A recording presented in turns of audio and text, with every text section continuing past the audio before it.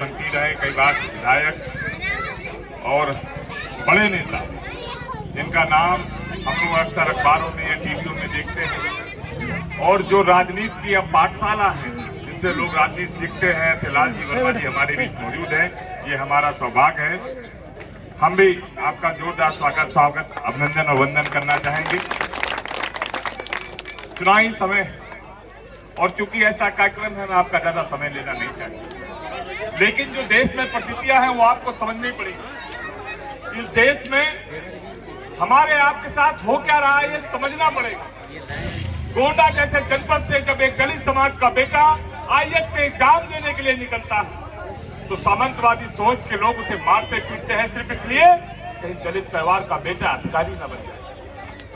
आप अंदाजा लगाओ, एक बड़े विश्वविद्यालय में जब एक दलित समाज का लड़का पढ़ता है और एक विचारधारा जो थोपी जाती है उस विचारधारा के खिलाफ चलता है, बाबा साहब के दिखाए रास्ते और ये संविधान की बात करता है, भगवान बुद्ध के दिखाए रास्ते की बात करता है, तो उस रोहित वेमुला को मार डाला जाता है। आप सोचो, अंदाजा लगाओ आपके और हमारे समाज के साथ हो क्या रहा है। किस तरह से दलित पिछड़ों को, किस तरह से उनका उत्पीड़न हो रहा है।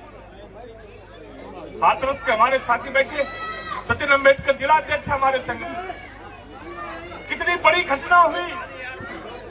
हाथरस में जब एक दलित समाज की बेटी के साथ बलात्कार होता है और बलात्कार करने के बाद उसकी हत्या कर दी जाती है और हत्या करने के बाद पुलिस उसका जो शरीर होता है, उसकी डेड बॉडी होती है, उसको अपने कस्टडी में ले लेती है। चारों तरफ हाहाकार मचता है। लेकिन सोचिए, वही दलित समाज की और मां जब अपनी बेटी के साथ हुई छेड़छाड़ की एफआईआर लिखाने जाती है तो उसकी एफआईआर नहीं लिखी, पुलिस उसकी फरियाद नहीं सुनती है, पुलिस कहने पर भी उसकी मदद नहीं करती है। और उसके बाद जब उसके बलात्कार के बाद उसकी जब हत्या होती है, हत्या होने के बाद पुलिस उसकी डेड बॉडी अपनी कस्टडी में ले लेती है। रात के 2 बजे उसका अंतिम संस्कार के लिए पुलिस खुद जाती है। उसकी मां जिसने 9 महीने अपने पेट में रखा, उसका पिता जिसने एक माह से लेकर 12-13 साल जितनी उसकी उम्र थी उसको पढ़ाया, खिलाया, आगे बढ़ाया, जिसकी उंगली पकड़कर वो बेटी चली, जिसके गोद में वो बेटी खेली, उस पिता को उस बेटी का चेहरा नहीं दिखाया जाता। बाप चीखता रहता है, मेरी बेटी है, मेरी बेटी का चेहरा तो दिखा दो, लेकिन उसका चेहरा नहीं दिखाया जाता। जिस मां ने अपने गर्भ में 9 महीने उसे पाला हो, अपना दूध पिलाया हो, उस मां को उस बेटी का चेहरा नहीं दिखाया जाता। ये समाज के साथ उत्पीड़न है। और जब हम लोग समाजवादी लोग लखनऊ के अजयगंज में आंदोलन करते हैं तो हम पर लाठियां बरसाई जाती है, हमको मारा पीटा जाता है, समाजवादी पार्टी को लोगों को जेल में भर दिया जाता है। आज इनके खिलाफ कोई आवाज उठाए तो उसके साथ, और उस बेटे के साथ होता क्या है आप सोचो। ये गाड़ी में पड़ने वाले टायर और मिट्टी का तेल डालकर उसे जलाया जाता है। जिस वर्दी से हम न्याय की मांग करते हैं, न्याय की आस करते हैं, जिस संविधान में हमें ताकत थी, उस संविधान को कमजोर करने का प्रयास किया जा रहा है। उस संविधान की दी हुई ताकत को खत्म करने का प्रयास किया जा रहा है। मेरे नौजवान साथियों, अगर आप आज नहीं चेते, आज नहीं जागे, तो इस भारतीय जनता पार्टी के षड्यंत्र को आप समझ नहीं पाओगे। विश्वविद्यालयों में जो भर्ती हुई, जो प्रोफेसर रखे गए, आप उठाकर लिस्ट देख लो, एक के एक समाज के। बताओ एक समाज के है कि नहीं? बताओ आपको भर्तियों से निकाला जा रहा है कि नहीं निकाला जा रहा है? 13 पॉइंट रोस्टर के तहत आपकी सीटें खाली गई। और जो सबसे बड़े छात्र सभा का अध्यक्ष पूरे देश में, बाबा साहब ने जो आज इस ताकत के लिए आपकी लड़ाई लड़ी, बाबा साहब ने कहा शिक्षा वो सिरनी का दूध है, जो पिएगा वो दहाड़ेगा। इस सरकार ने वो शिक्षा छीनने का काम किया। दलित का बेटा जो 0 फीस में पढ़ता था, 0 फीस का मतलब जब आप इंजीनियरिंग करने जाते थे, आप डॉक्टरी करने जाते थे, आप पैरामेडिकल के कोर्स करने जाते थे, आप MBA के कोर्स करने जाते थे, वो पैसा सरकार भरती। लेकिन अब 0 फीस पर एडमिशन नहीं होगा। बताओ दलित परिवार का बच्चा क्या इंजीनियर बन पाएगा? है किसी के पास आपके पूरे गांव में, पूरे कस्बे में, पूरे भोगांव में कितने दलित के बच्चे 1 लाख, 1.5 लाख, 2 लाख रुपए सालाना फीस भर सकते? बताओ, ये छोटी बात। बाबा साहब शिक्षा के लिए लड़ते रहे, वो शिक्षा वो चाहते हैं कि आप पढ़ो लिखो नहीं और उसी सामंती व्यवस्था में ढकेलते जाओ जहां पर आप छोटे काम करने के लिए भी बस हो जाओ। और ये लड़ाई नौजवानों बहुत बड़ी है, इसको लड़ना बहुत जरूरी है।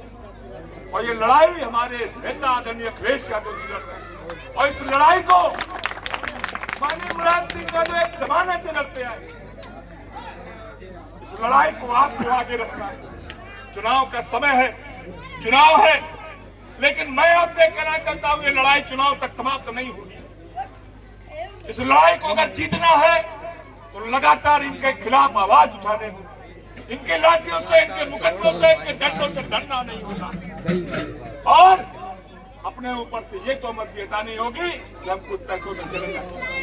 ये भी समझना होगा जो बाबा साहब ने रास्ता दिखाया मामूली रास्ता नहीं था। जब वो खुद पढ़ने गए तो बताओ उनको सामान्य छात्रों से निकालकर अलग पट्टी पर बैठाया गया कि नहीं बैठाया? बताओ उस घड़े से पानी पीने दिया गया? बताओ ये हम लोगों ने झेला। अगर इस लड़ाई को नहीं लड़ पाए तो ये जान लीजिए कहीं बाबा साहब की आत्मा रो रही होगी कि जो ताकत हमने दी अपने समाज को, वो समाज और ताकत छोड़ दी जाए और कहीं हम भटकाव के चक्कर में उनके दिखाए रास्तों को जो थी ताकत है संविधान आपसे छीन लिया ना जाए। बताओ आरक्षण खत्म करने का प्रयास किया जा रहा है और ऊपर से कहते हैं ये आरक्षण किस बात का? अरे आप हमें अपने समाज में बराबरी का दर्जा तो दो। आज भी आप जात के नाम पर हमें बराबरी भी नहीं मिलती। आज भी हमें जात के नाम पर अपने बर्तनों में खाना नहीं मिलता। ये हमारा दोष है। हम कहाँ पैदा हुए, जो ऊपर वाला था जिसके घर में पैदा हुए, ये हमारा दोष नहीं है। लेकिन पैदा होने के बाद अगर हम इस तरह का काम करते तो बताओ गलती है कि नहीं? नौजवानों में आपसे आह्वान करना है। हमारे मंत्री जी बैठे हैं, लालजी वर्मा जी, तमाम लड़ाई लड़ते रहे बड़े समय से, तमाम संघर्षों में लड़ाई लड़े, लंबा इतिहास लेकर आए। लेकिन आप सबसे निवेदन करना चाहते हैं कि आने वाले जो 5 तारीख वो एक बड़ी तारीख होगी, क्योंकि वो एक कील होगी जो आने वाले समय में इस भारतीय जनता पार्टी के काबू का काम और तब शुरू होगा, तब आपका जो अधिकार है वो सुरक्षित। नहीं तो नौजवानों बहुत मुश्किल है दोबारा बाबा साहब जैसा कोई व्यक्ति।